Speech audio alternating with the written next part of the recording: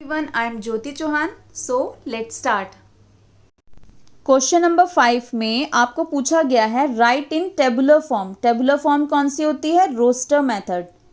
Now first question is x such x का meaning the set of element x, then two dots का meaning such that x is a natural number and x is less than 7. less than 7 means जो x की value है. आपको इस question में सबसे पहले देखना है x है क्या? x है नेचुरल नंबर. नेचुरल नंबर कहाँ से स्टार्ट होते हैं? 1 से.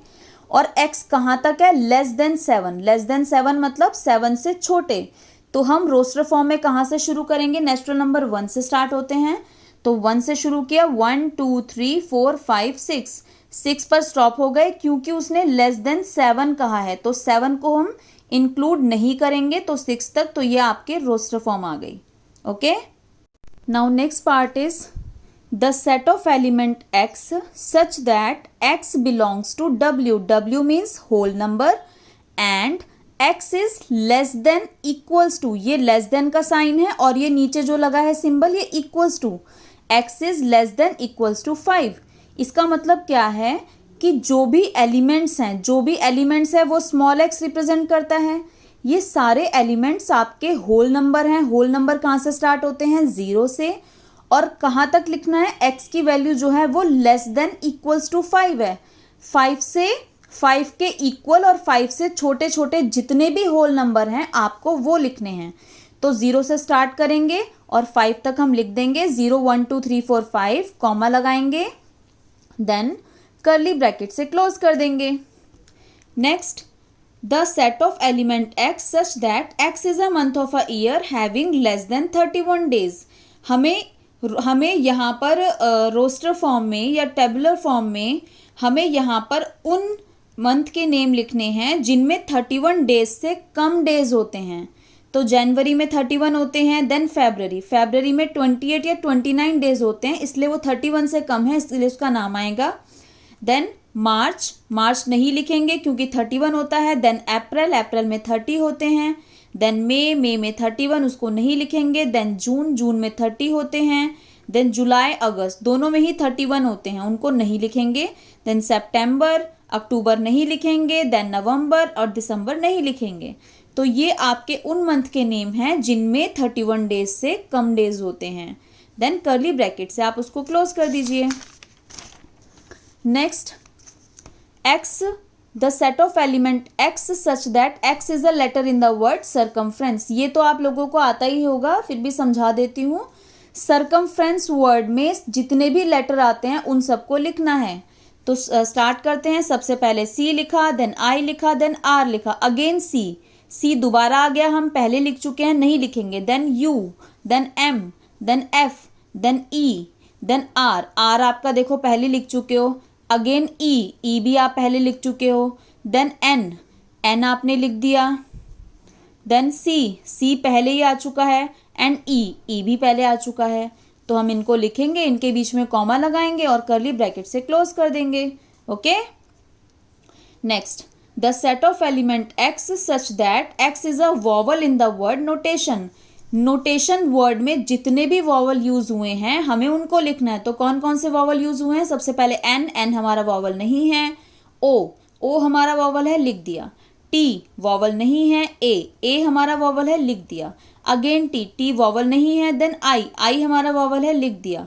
अगेन o आप पहले लिख चुके हो, दोबारा नहीं लिखोगे. देन n हमारा वॉवल नहीं है, आपने लिखा, कॉमा लगाया और कर्ली ब्रैकेट से क्लोज कर दिया. Next, the set of element x such that x is a digit in the numeral this. आपको एक नंबर दिया गया है, उसके सारे डिजिट्स को लिखना है. तो ये भी सेम जैसे हम अल्फ़ाबेट, अगर कोई वर्ड दिया जाता है सेम वही रूल. अगर कोई नंबर दिया जाता है तो जैसा हम अल्फ़ाबेट वाले मतलब वर्ड में जैसा हम रूल अप्लाई करते हैं यहाँ पर भी सेम वैसे ही अप्लाई करना है. अगर कोई नंबर रिपीट हो रहा है तो आप उसको दोबारा नहीं लिखेंगे. शुरू करते हैं. सबसे पहले 1 लिखा. अगेन 1 आप पहले लिख चुके हो, दोबारा नहीं लिखोगे. Then 0, then 5, then 2, then 6, then 7, then 1 again. तो 1 आप पहले लिख चुके हो, नहीं लिखोगे. अगेन 5 आप पहले लिख चुके हो तो नहीं लिखोगे. देन कर्ली ब्रैकेट से क्लोज कर देंगे. बस आपको ध्यान रखना है रोस्टर फॉर्म में आपको कॉमा ज़रूर लगाने हैं एंड कर्ली ब्रैकेट से क्लोज ज़रूर करना है। अगर आपको समझ आ रहा है तो इसको लाइक कर दीजिएगा, मुझे पता चल जाएगा कि आप लोगों को बहुत अच्छे से समझ आ रहा है। और चैनल को सब्सक्राइब ज़रूर कर लीजिएगा ताकि मैं कोई भी वीडियो अगर आपके चैप्टर से रिलेटेड डालती हूँ तो आपको पहले ही नोटिफिकेशन मिल जाएगा। Again next question, the set of element x is a factor of 48। 48 के सारे जितने भी फैक्टर्स होते हैं हमें वो लिखने हैं। फैक्टर मेथड मैं बहुत पहले भी समझा चुकी हूँ, दोबारा समझा देती हूँ। 48 के सबसे पहले आप रफ में फैक्टर्स निकालेंगे। कैसे निकालेंगे? 48 सबसे पहले हम 1 की टेबल में किससे मल्टीप्लाई करें कि 48 आता है? 1 48 ज़ा 48। 48 इज़ अ इवन नंबर, तो हम इसे 2 से डिवाइड करके देखेंगे। जो हमारा आंसर आएगा डिवीज़न में, यानी 2 को हम इससे मल्टीप्लाई करेंगे तो हमारा 48, यानी 2 24 ज़ा 48। अब 3 से हम इसको डिवाइड किया, हमारा रिमाइंडर 0 आ गया, तो यानी 3 16 ज़ा 48। हमने नेक्स्ट लिखा 3 16 ज़ा 48। अब 4 को हम डिवाइड करेंगे इसको, तो 4 12 ज़ा 48। अब 5 की टेबल में तो आता नहीं है। देन 6 का टेबल 48 तक बोलेंगे, 6 8 ज़ा 48। 6 के बाद 7 की टेबल में तो आता नहीं है। देन 8 आपका यहाँ पे आ गया है ना। जब यहाँ पर आ जाता है आपको वहीं स्टॉप हो जाना है। अब आपको असेंडिंग ऑर्डर में लिख देना है। कैसे? सबसे पहले आप लिखेंगे 1 then 2 then 3 then 4 then 6 then 8 then 12 then 16 then 24 then 48। सबके बीच में कॉमा लगाना है एंड कर्ली ब्रैकेट से क्लोज कर देना है। आई होप आप लोगों को समझ आ रहा है अच्छे से। Next, the set of element x such that x is a multiple of 11 and x is less than 80 and greater than equals to 0। अब आपको क्या बोला है? आपको x क्या है? x है 11 के मल्टीपल। 11 के मल्टीपल यानी 11 की टेबल में जो नंबर आते हैं वो 11 के मल्टीपल कहलाते हैं। लेकिन यहाँ पर x की वैल्यू उसने बोली है ग्रेटर देन इक्वल्स टू 0, यानी 0 से भी मल्टीप्लाई करके लिखना है हमको। अगर ग्रेटर देन 0 होता तो हम 0 से मल्टीप्लाई करके नहीं लिखते। ये ग्रेटर देन का सिंबल है और इसके नीचे जो ये लगा है ये आपका इक्वल्स टू का सिंबल है। तो सबसे पहले हम 11 को 0 से मल्टीप्लाई करेंगे, 11 0 ज़ा 0, और हम मल्टीप्लाई करके कहाँ तक लिखने हैं? 80 से छोटे जितने नंबर आपके 11 की टेबल में आते हैं उन सब को लिखना है। तो सबसे पहले 11 0 ज़ा 0, देन 11 1 ज़ा 11, 11 2 ज़ा 22, 11 3 ज़ा 33। इस तरह से आप लिखते जाएंगे। 11 7 ज़ा 77, 11 8 ज़ा 88। 88 तो 80 से बड़ा हो गया तो वहीं स्टॉप हो जाएंगे, क्योंकि 80 से छोटे लिखने हैं। तो 11 7 ज़ा 77 तक लिख के उनके बीच में कॉमा लगाया एंड कर्ली ब्रैकेट से क्लोज कर दिया। तो ये वो नंबर हैं जो 11 के मल्टीपल भी हैं और साथ ही ये सारे नंबर 0 से 80 के बीच में भी हैं, जिसमें 0 जो है वो इंक्लूडेड है। ओके, नाउ नेक्स्ट है the set of element y such that y is a 2-digit natural number divisible by 10। हमें y, अब देखो, अब तक आप x पढ़ते आए हो, इसमें हम कुछ भी लिख सकते हैं, ठीक है। y है यहाँ पे। अब y क्या है? वो सारे एलिमेंट्स हैं। सबसे पहले पूछा, क्या कहा है उन्होंने? y is a 2-digit natural number. वो y जो है वो है 2-digit natural number. Natural number कहाँ से स्टार्ट होते हैं? हमारे 1 से। लेकिन 2-digit नेचुरल नंबर कहाँ से स्टार्ट होते हैं? 10 से।